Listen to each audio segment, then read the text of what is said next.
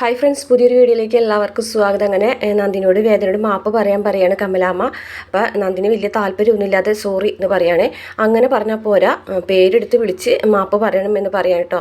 നന്ദിനി ഒന്നും മിണ്ടാതെ നിൽക്കുമ്പോൾ വേദ ഇങ്ങനെ അമ്മയുടെ കൈമ പിടിക്കുകയാണ്. വേണ്ട അമ്മയെന്ന് പറഞ്ഞിട്ട് കരഞ്ഞുകൊണ്ട് അവിടെ നിന്ന് പോകും കേട്ടോ വേദ. അങ്ങനെ ഭയങ്കര സങ്കടത്തോട് കൂടിയിട്ടാണ് വേദ അവിടെ ഒന്ന് പോകുന്നത്. അതിനുശേഷം കമലാമ്മ വിക്രത്തിൻ്റെ അടുത്ത് ചെന്നിട്ട് പറയും, അറിഞ്ഞോ അറിയാതെയോ നീ കഴുത്തിൽ ചരട് കെട്ടിയിട്ടുണ്ടെങ്കിലും പക്ഷേ നിനക്കൊരിക്കലും ജീവിതത്തിൽ അർഹിക്കാൻ പറ്റാത്ത ഒരുത്തിയാണ് വേദ. അതുകൊണ്ട് നീ വിട്ട് കളയാതെ നോക്കണമെന്ന് പറയുകയാണേ. അപ്പോൾ വിക്രം പറയാണ്, എനിക്കത് നന്നായിട്ട് അറിയാം, പക്ഷേ എൻ്റെ ഈ നശിച്ച ജീവിതത്തിൽ നിന്ന് അവളെ ഞാൻ പറിച്ചെറിയാൻ മാത്രമേ നോക്കുള്ളൂ എന്ന് വിക്രം കമലാമ്മയോട് പറയുമ്പോൾ കമലാമ്മയ്ക്ക് എന്ന് വെച്ചാൽ ഭയങ്കര സങ്കടമാവണം കേട്ടോ. വിക്രം അവിടെ നിന്ന് പോയി കഴിഞ്ഞ ശേഷം കമലാമ്മ അവിടെ നിന്ന് പൊട്ടിക്കരയാണ്. വേദന ഇനിയും ജീവിതത്തിൽ നിന്ന് ഒഴിവാക്കാനാണ് വിക്രം ശ്രമിക്കുന്നതല്ലോ എന്നാലോചിച്ചിട്ട്. അതിനുശേഷം പിന്നീട് ദീപ്തിയുടെ അടുത്തേക്ക് മുത്തശ്ശി വരികയാണ്. നിൻ്റെ ഫോണൊന്ന് തരുമോ, ഈ വേദന വിളിക്കാമെന്ന് പറയുമ്പോൾ മുത്തശ്ശിയുടെ ഫോണോ, എൻ്റെ ഫോൺ ചാർജ് ചെയ്യാൻ വെച്ചിരിക്കുകയെന്ന് പറയും. അങ്ങനെ വേദ കരഞ്ഞുകൊണ്ടിരിക്കുകയാണ് കേട്ടോ സിറ്റ് ഔട്ടിൽ. ആ സമയത്ത് ദീപ്തി വിളിക്കുകയാണ്. ദീപ്തി എന്തേന്ന് ചോദിക്കുന്നുണ്ട് വേദ. അതെ, ഞാൻ മുത്തശ്ശിക്ക് കൊടുക്കാം, ചേച്ചിക്ക് സുഖമാണ്. സുഖമാണെന്ന് പറയും കേട്ടോ. അങ്ങനെ മുത്തശ്ശി മേടിച്ചിട്ട് പറയും, മോൾക്ക് സുഖമാണോ എന്ന് ചോദിക്കും. സുഖമാണ് മുത്തശ്ശി, അച്ഛനും അമ്മയൊക്കെ വിളിക്കാറില്ലേ എന്ന് ചോദിക്കുമ്പോൾ മോൾക്ക് വേണ്ടിയിട്ട് അമ്പലങ്ങളിൽ മുഴുവനും പ്രാർത്ഥനയും വഴിപാടായിട്ട് നടക്കുകയാണ് അമ്മ. അച്ഛനും ഇപ്പം അങ്ങനെ തന്നെയാണ് പറയുന്നത്. മോൾക്ക് എവിടെയാണ് മനസ്സുഖം അത് കിട്ടട്ടെ എന്നാണ് പറയുന്നതെന്ന് കേൾക്കുമ്പോൾ തന്നെ പെട്ടെന്ന് വേദയ്ക്ക് സങ്കടം വന്ന് വേദ പൊട്ടിക്കരയാണ് കേട്ടോ. അപ്പോൾ മോളെ എന്താ കരയുന്നത്? ഒന്നുമില്ല മുത്തശ്ശി, ഞാൻ പിന്നെ വിളിക്കാമെന്നാണ് ഫോൺ കട്ടയാണ്. അയ്യോ എന്ത് പറ്റിയാവോ, മോള് കരയുന്നുണ്ടല്ലോ എന്ന് പറയാം കേട്ടോ. അപ്പോൾ ദീപ്തി പറയും, അപ്പോൾ സംഭവം അത് തന്നെ. എന്ത് കാര്യം? എന്നെ വർഷിച്ച് വിളിച്ചിട്ടുണ്ടായിരുന്നു. ഇന്ന് ആ വിനായകൻ ചേട്ടൻ്റെ പൈസ പോയ കാര്യത്തിന് ദർശൻ ചേട്ടനെ വിളിച്ചു വരുത്തിയെന്നാണ് പറയുന്നത്. വേദ ചേച്ചി എന്തിനാണ് ഇങ്ങനെ മറ്റുള്ള കാര്യങ്ങളിലൊക്കെ ദർശേട്ടനെ വിളിച്ചു വരുത്തുന്നത്? ദർശേട്ടനുമായിട്ടുള്ള എല്ലാ ബന്ധങ്ങളും ഉപേക്ഷിച്ചിട്ടല്ലേ വേദ ചേച്ചി അവിടെ തന്നെ ചെന്ന് നിൽക്കുന്നത്? പിന്നെ ദർശേട്ടനെ ബുദ്ധിമുട്ടിക്കേണ്ട കാര്യമില്ല. പക്ഷേ വേദ ചേച്ചി ദർശേട്ടനെ നല്ലൊരു ഫ്രണ്ടായിട്ട് കണ്ടിട്ടായിരിക്കും വിളിക്കുന്നത്. പക്ഷേ ദർശേട്ടനെ അതുപോലെ കാണണമെന്നില്ലല്ലോ. എന്തായാലും ഏടത്തേക്ക് ഒന്നും അത് ഇഷ്ടപ്പെട്ടിട്ടില്ല എന്നൊക്കെ പറയുന്നുണ്ട്. അതിനുശേഷം പിന്നീട് കാണിക്കുന്നത് മുറിയിലേക്ക് വിനായകൻ വരികയാണ്. അപ്പോൾ വിനായകൻ്റെ അടുത്ത് വന്നിട്ട് നന്ദിനി ദേഷ്യപ്പെടുകയാണ്. നിങ്ങൾക്ക് കുറച്ചെങ്കിലും നട്ടലുണ്ടെന്നാണ് ഞാൻ കരുതിയത്, അതും കൂടി ഇല്ലാണ്ടായല്ലോ എന്നൊക്കെ ചോദിക്കുകയാണ്. പിന്നെ ആ നേരത്ത് ലോണിൻ്റെ ഒരു ഭാഗം ഏറ്റെടുക്കാമെന്ന് പറയാതെ നിവർത്തി ഉണ്ടായിരുന്നില്ല. എന്തായാലും വിക്രം അടയ്ക്കാമെന്ന് പറഞ്ഞല്ലോ, അപ്പോൾ രക്ഷപ്പെട്ടല്ലോ എന്നൊക്കെ പറയാൻ കേട്ടോ. മുറിയിലിരുന്ന് പലഹാരം തിന്നുന്നത് വരെ നിങ്ങളുടെ അമ്മ പറയാൻ തുടങ്ങി. നിങ്ങളുടെ അമ്മയ്ക്ക് വേറെ പണിയൊന്നുമില്ല, മുറി വന്ന് ഒളിച്ച് നിൽക്കാൻ എന്ന് പറയട്ടതേ, നീ മര്യാദയ്ക്ക് വർത്താനം പറഞ്ഞോളാം. അതെ, മുറിയിൽ വന്ന് ഒളിച്ച് നോക്കുന്ന സ്വഭാവമൊന്നും എൻ്റെ അമ്മയ്ക്കില്ല. പിന്നെ എങ്ങനെയാണ് നമ്മൾ പലഹാരം തിന്നണത് അമ്മ പറഞ്ഞത്? അതെ, നീ തിന്നാൽ മാത്രം പോരാ, ഈ റൂമൊക്കെ അടിച്ച് വൃത്തിയാക്കണം. ഇവിടെയൊക്കെ വൃത്തിയാക്കുന്നത് ശ്രീചേട്ടത്തിയാണ്. വല്ല പൊട്ടും പൊടിയൊക്കെ തരിയും കിട്ടിയപ്പോൾ അമ്മനോട് ചെന്ന് പറഞ്ഞിട്ടുണ്ടാവും. അതായിരിക്കും സംഭവിച്ചിട്ടുണ്ടാവുമെന്ന് പറയാം കേട്ടോ. എന്തായാലും വീട്ടിൽ നിന്ന് ഇറങ്ങി പോകേണ്ട അവസ്ഥ വന്നില്ലല്ലോ എന്ന് പറയട്ടോ. അതിന് ഇതിലും ഭേദം വില വാടക വീട്ടിൽ ചെന്ന് കിടക്കണമാണ്. ഇത്രയും വർത്താനം കേട്ടില്ലേ എന്ന് പറയട്ടോ. വാടക വീട്ടിൽ ചെന്ന് കിടന്നാൽ നിൻ്റെ അച്ഛൻ വാടക കൊടുക്കും. എൻ്റെ അച്ഛനെ പറഞ്ഞിട്ടുണ്ടെങ്കിൽ അങ്ങനെ പറഞ്ഞതല്ല.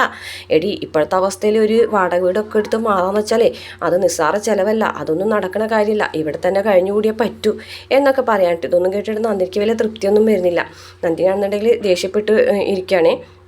അപ്പോൾ വിനായകൻ പറയും, നീ വന്ന് കെടുക്കാൻ നോക്കുമെന്ന് പറഞ്ഞിട്ട് വിനായകൻ ഇങ്ങനെ കെടുക്കുകയാണ്.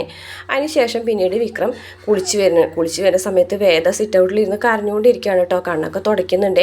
അപ്പോൾ വിക്രത്തിന് അത് കാണുമ്പോൾ വിഷമാവും കേട്ടോ. വിക്രം വന്നിങ്ങോട്ട് വേദനയോട് വയ്ക്കും, വേതാളത്തിന് ഇതുപോലത്തെ ഇമോഷൻസ് ഒക്കെ ഉണ്ടോ? ഇപ്പോഴും കാരണം തീർന്നില്ലേ എന്ന് ചോദിച്ചിട്ട് വേദയുടെ അടുത്തേക്ക് വരികയാണ്. എന്തിനാണ് കരയുന്നത്? ഞാൻ അടിക്കാൻ പോയാനാണോ കരയുന്നത്?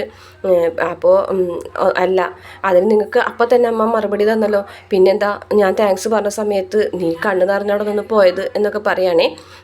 നീ കരഞ്ഞതെന്നൊക്കെ ചോദിക്കുകയാണ്. അപ്പോൾ വേദങ്ങനെ ദേഷ്യമായിട്ട് പറയും, അത് എനിക്കിഷ്ടമുള്ളപ്പോൾ കാര്യം, ഞാൻ കരയണം തോന്നുമ്പോൾ കാര്യം, ചിരിക്കണം തോന്നുമ്പോൾ ചിരിക്കും, നിങ്ങൾക്ക് എന്താ കാര്യം, നിങ്ങൾ എന്തിനാണ് അത് അന്വേഷിക്കുന്നത് എന്നൊക്കെ ചോദിക്കട്ടോ. ഇതാണ് വേണ്ടത്, ഇതാണ് എനിക്ക് കാണേണ്ടത്, നീ ഇതുപോലെ മറുപടി കാണുന്നതാണ് എനിക്കിഷ്ടം. കാരണം ഈ കരഞ്ഞ് നിലവിളിച്ച് ഒരു മൂലയിൽ മടങ്ങിക്കൂടിയിരിക്കുന്ന വേദനയെ കാണാനൊരു രസമില്ല എന്നൊക്കെ പറയൂട്ടോ. പിന്നീട് വിക്രം പറയാണ്, അതെ, നീ പിന്നെ വെറുതെ എന്തിനാണ് ഇവിടെ കടിച്ചു തൂങ്ങി നിൽക്കുന്നത്? നിനക്ക് വീട്ടിലേക്ക് പോക്കൂടെ എന്ന് പിന്നെയും വിക്രം ചോദിക്കുകയാണ്. അപ്പോൾ ഞാനിവിടെ കടിച്ചു തൂങ്ങി നിൽക്കുന്നതേ നിങ്ങളുടെ ഭാര്യ ആയതുകൊണ്ട്. ഭാര്യയല്ലേ ഞാൻ എന്ന് ചോദിക്കുകയാണ്. നിങ്ങൾ ആഗ്രഹിച്ചാണെങ്കിലും അല്ലെങ്കിലും ഈ നാട്ടുകാർ മുഴുവൻ അറിയുകയും ചെയ്തിട്ടുണ്ട് ആ ഒരു സംഭവം.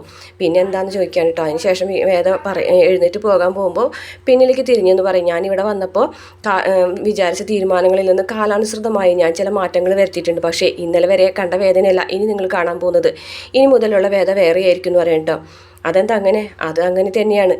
ഞാൻ വരുത്തുന്ന മാറ്റങ്ങൾ നിങ്ങളുടെ ജീവിതത്തിലായിരിക്കും ഏറ്റവും കൂടുതൽ ബാധിക്കുക എന്ന് പറഞ്ഞിട്ട് എന്തോ തീരുമാനിച്ചുറപ്പിച്ച പോലെ വേദ പോകുകയാണ് കേട്ടോ. അപ്പോൾ അത് കാണുമ്പോൾ വിക്രം പറയും, ഇവിടെ എന്തോ തീരുമാനിച്ചിരിച്ചിട്ടുണ്ടല്ലോ, വേദാൾ എന്തോ മനസ്സിൽ കണ്ടിട്ടുണ്ട്. എന്തായാലും നോക്കാം എന്ന് വിക്രം ഇങ്ങനെ പറഞ്ഞിട്ട് നിൽക്കുകയാണ്. അതിനുശേഷം പിന്നീട് സാബു എസ്.ഐനെയാണ് കാണിക്കുന്നത്. ശ്രീകാന്തിനാണ് സംസാരിക്കുന്നത്. അപ്പോൾ ശ്രീകാന്ത് പറയുന്നുണ്ട്, ഈ കൊട്ടേഷൻ സംഘത്തിൻ്റെ ഇടയിൽ അഭിലാഷും കൂട്ടരും എങ്ങനെ കയറി വന്നു എന്ന് ചോദിക്കുമ്പോൾ ഇവർക്ക് അങ്ങോട്ടും ഇങ്ങോട്ടും പരസ്പര അങ്ങോട്ടും ഇങ്ങോട്ടും സഹായങ്ങളൊക്കെ ഉണ്ടല്ലോ, അപ്പോൾ ഒരു സഹായത്തിന് നമ്മളെ ഏൽപ്പിച്ച ആൾക്കാരെ വിളിച്ചതായിരിക്കും എന്ന് പറയുകയാണ്. അന്നേരം ശ്രീകാന്ത് പറയുന്നുണ്ട്, പോൾക്കാട്ടുകാരൻ തന്നെയാണ് ഇത് ചെയ്യിപ്പിച്ചതെന്ന് അവർക്ക് തോന്നുമെന്ന് ചോദിക്കുകയാണ്. അത് ഉറപ്പാണ്, ശ്രീനിവാസ സാറിന് അങ്ങനെ തന്നെയാണ് തോന്നിയിട്ടുള്ളത്. പോൾക്കാട്ടുകാരൻ തന്നെയാണ് ഇതിൻ്റെ പിന്നിലെന്ന്.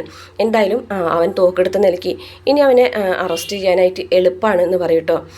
അപ്പോൾ എന്തായാലും ഇന്ന് എന്തെങ്കിലും അതിന് ഇടയിൽ ഒരു പണി കൊടുക്കാൻ സാധ്യതയുണ്ട്.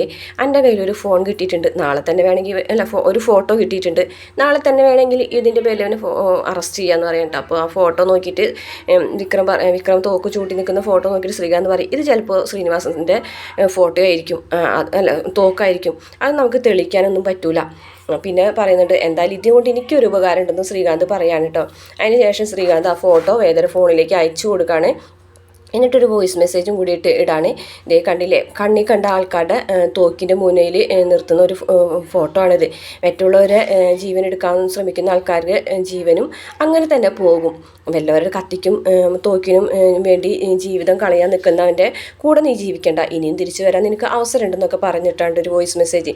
പിന്നീട് കാണിക്കുന്നത് ശ്രീനിവാസ സാർ വിളിച്ചിട്ട് പറയാണ്, പോൾക്കാട്ടുകാരൻ്റെ വീട്ടിൽ നിന്ന് ആരുമില്ല, ചെറിയൊരു കാര്യമുണ്ട്, കുറച്ച് ഫയലും കാര്യങ്ങളൊക്കെ അവിടെ നിന്ന് എടുക്കാനുണ്ട്, അത് കിട്ടിയാൽ നമുക്ക് ഉപകരിക്കും, നിനക്കിപ്പോൾ അത് ചെയ്യാൻ പറ്റുമോ എന്ന് ചോദിക്കുമ്പോൾ, ആ ചെയ്യാൻ സാർ, എന്താണ് ചെയ്യേണ്ടതെന്ന് ചോദിക്കുമ്പോൾ, നമ്മുടെ ആൾക്കാർ നിൻ്റെ വീടിൻ്റെ പുറത്തുണ്ട്, നീ അവിടേക്ക് ചെന്നാൽ മതി, അവർ കാര്യങ്ങളൊക്കെ പറയുന്നു പറയട്ടോ.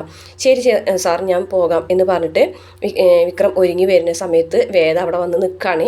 വേദൻ്റെ കയ്യിൽ ആ ഫോണും ഉണ്ട് കേട്ടോ, ഫോട്ടോ കാണിച്ചു കൊടുക്കാൻ വേണ്ടിയിട്ട് വന്ന് നിൽക്കുകയാണ്. അപ്പോൾ എങ്ങോട്ട് ഈ സമയത്ത് അതെന്തിനാണ് നീ അന്വേഷിക്കുന്നത് എന്ന് ചോദിക്കാൻ കേട്ടോ. എവിടേക്കായാലും നിങ്ങളിപ്പോൾ ഒരിക്കലും പോകുന്നില്ല എന്ന് പറയട്ടോ. ആവശ്യമില്ലാത്ത കാര്യങ്ങൾ ഇടപെട്ടിട്ടുണ്ടെങ്കിൽ മോന്ത ഞാൻ അടിച്ച് പൊളിക്കുന്നൊക്കെ പറയട്ടോ. നിങ്ങൾ എന്തൊക്കെ പറഞ്ഞിട്ടുണ്ടെങ്കിലും നിങ്ങൾ പോകൂല എന്ന് പറയാൻ കേട്ടോ. നിങ്ങൾ അങ്ങനെ പോയിട്ടുണ്ടെങ്കിൽ നിനക്ക് എപ്പോഴും അമ്മ കൂട്ടായിട്ട് വരുന്നു വിചാരിക്കേണ്ടെന്ന് വിക്രം പറയുമ്പോൾ, ഇപ്പം തന്നെ ഞാൻ അമ്മനെ വിളിക്കാം, ഇതും കൂടെ കാണിച്ചു കൊടുക്കാമെന്ന് പറഞ്ഞിട്ട് ഒരു ഫോട്ടോ കാണിച്ചു കൊടുക്കാൻ കേട്ടോ. അത് കാണുമ്പോൾ വിക്രം ഞെട്ടിപ്പോവുകയാണ്. എന്നിട്ട് പറയുന്നുണ്ട്, നിങ്ങളുടെ അമ്മയ്ക്ക് ഇപ്പോഴേ തന്നെ കുറച്ച് അസുഖങ്ങളൊക്കെ ഉണ്ട്, ഈ ഒരു ഫോട്ടോയും കൂടെ കണ്ടിട്ടുണ്ടെങ്കിൽ അപ്പം തന്നെ നിങ്ങളുടെ അമ്മ ഹൃദയം പൊട്ടി മരിക്കും എന്ന് പറഞ്ഞിട്ട്, കരിനാക്ക് വിളിച്ചൊന്നും പറയാതെടി എന്ന് പറയുന്നത്. ഞാൻ അങ്ങനെ പറഞ്ഞുകൊണ്ട് നിങ്ങളുടെ അമ്മയ്ക്കൊന്നും സംഭവിക്കാൻ പോകുന്നില്ല, പക്ഷേ നിങ്ങൾ ഇങ്ങനെ തോക്ക് ചൂണ്ടി നിൽക്കുന്ന തോക്ക് കൊടുത്ത് മറ്റുള്ളവരെ ചുട്ടുകൊല്ലാൻ നിൽക്കുന്ന ഒരു ക്രിമിനലാണെന്ന് നിങ്ങളുടെ അമ്മ അറിയട്ടെ എന്ന് പറയാൻ കേട്ടോ. ഇക്രാണെന്നുണ്ടെങ്കിൽ ഒന്നും മിണ്ടാൻ പറ്റാതെ നിൽക്കുകയാണ്. നിങ്ങളിപ്പോൾ പോകുന്നത് എവിടേക്കാണെന്നും നിങ്ങളെ എന്ത് ജോലിയാണ് ഏൽപ്പിച്ചിട്ടിരിക്കുന്നതെന്നൊക്കെ എനിക്ക് നന്നായിട്ട് അറിയാം, പക്ഷേ എന്തായാലും നിങ്ങളിപ്പോൾ ഒരിക്കലും പോകണ്ട എന്ന് തന്നെ പറയാണ് കേട്ടോ. അപ്പോൾ വിക്രമിനെ ഒന്നും മിണ്ടാതെ എന്ത് ചെയ്യും എന്നറിയാതെ നിൽക്കുകയാണ് കേട്ടോ. അപ്പോൾ വേദ വീണ്ടും പറയുന്നുണ്ട്, നിങ്ങളിപ്പോൾ പോകാനായിട്ട് ഞാൻ അനുവദിക്കില്ല, മര്യാദയ്ക്ക് എഴുന്നേറ്റ് പോയി കഴിഞ്ഞിട്ട് കിടന്നുറങ്ങാൻ നോക്കും, ഫോൺ സൈലൻറ്റിൽ വെച്ചിട്ട് വേണം കിടന്നുറങ്ങാൻ എന്ന് പറയട്ടോ. അപ്പോൾ പുറത്തിങ്ങനെ ഹോണടി കേൾക്കുകയാണ്. പുറത്ത് നിങ്ങളുടെ ആൾക്കാർ വന്ന് നിൽക്കുന്നുണ്ടാവും അല്ലേ, അവരെ കുറേ നേരം ഹോൺ അടിച്ചിട്ട് തിരികെ വീട്ടിലേക്ക് തന്നെ പൊക്കോളും, നിങ്ങളിപ്പോൾ തൽക്കാലം ആ ഫോൺ സൈലൻ്റാക്കി പോയി കിടന്നുറങ്ങാൻ നോക്ക് എന്ന് പറയും കേട്ടോ. ഒന്നും ചെയ്യാൻ പറ്റാതെ വിക്രം റൂമിലേക്ക് പോകാൻ കേട്ടോ. റൂമിൽ കയറിയിട്ട് ഇങ്ങനെ വാതിലടിക്കുമ്പോൾ ദേഷ്യത്തോട് കൂടിയിട്ട് വേദന ഇങ്ങനെ നോക്കുന്നുണ്ട്. അതിനുശേഷം കട്ടിൽ ചെന്നിരിക്കുകയാണ്. പിന്നീട് വേദ പോയിട്ടുണ്ടെങ്കിൽ തിരികെ പോകാമെന്ന് വിചാരിച്ചിട്ട് ജനലിൻ്റെ അവിടെ വന്ന് നോക്കുമ്പോൾ വേദ പോയിട്ടില്ല കേട്ടോ. വേദ സിറ്റ് ഔട്ടിലിരിക്കുകയാണ്. വിക്രത്തിന് ഇങ്ങനെ നോക്കുന്നുണ്ട്, വിക്രവും വേദയെ തന്നെ നോക്കുന്നുണ്ട്. അപ്പോഴേക്കും പിന്നെയും വീണ്ടും പോയിട്ട് കട്ടിൽ ചെന്നിരിക്കും കേട്ടോ. എന്നിട്ട് ശ്രീനിവാസ സാറിനെ വിളിക്കുന്നത് കാണിച്ചുകൊണ്ടാണ് കേട്ടോ ഇന്നത്തെ എപ്പിസോഡ് അവസാനിക്കുന്നത്. ഈ വീഡിയോ നിങ്ങൾക്ക് ഇഷ്ടപ്പെട്ടിട്ടുണ്ടെങ്കിൽ മറക്കാതെ നമ്മുടെ ചാനൽ ഒന്ന് സബ്സ്ക്രൈബ് ചെയ്ത് സപ്പോർട്ട് ചെയ്യണം കേട്ടോ.